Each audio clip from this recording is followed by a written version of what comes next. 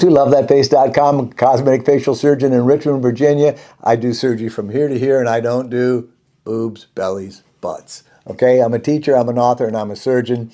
And today I'm going to talk a little bit about, in this day and age, for instance, I have 24 million views on my YouTube channel, and I talk to people on that platform and other platforms from all over the world. People frequently ask, how much younger am I going to look if I have a facelift? And they may say, I'm 56 now. How old will I look after my facelift? Okay. Well, that's impossible to tell somebody. And there's no table where you measure, okay, we did the facelift. You're going to look 4 years younger. Now you're going to look, 48.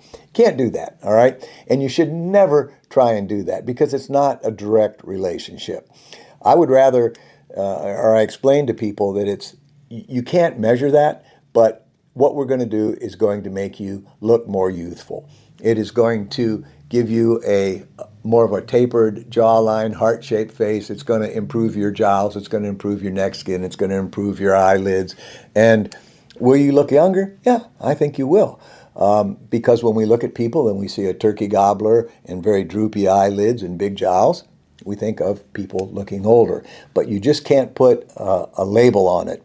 And I've actually had patients insist on answering that question. And I just have to tell them, look, I don't think I'm the right surgeon for you because that's really not how this works. Now, having said that, I'm honored that any patient reaches out to me. But I think it's important to understand just a couple quick things. Number one, cosmetic surgery should whisper and not scream, okay? Because people always ask also, is anybody going to notice? And I have a whole separate video on this. And, we want subtle changes. This is one reason why I think a current trend is to have facelift surgery or eyelid surgery at an earlier age, because people don't want to wait till they're older to look young. And, they want to appreciate that youth and that investment now. This is kind of the now generation. So the whole thing is certainly an interesting combination of biopsychosocial factors. In other words, there's the biology of aging. There is the psychological part of it where people, have what they expect. And there's the social part of it, how we're going to react when we look in the mirror after surgery and how others are going to see us. It's fascinating. And this is one of the reasons that I love my job.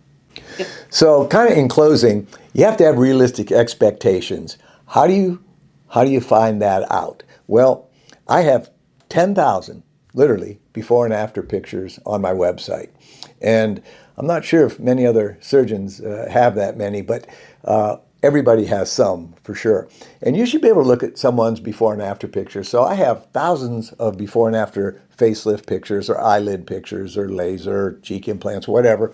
And patients can look at that and see all of these cases, all of the before and after. And if you look at that, I always tell people, you'll find yourself on that page.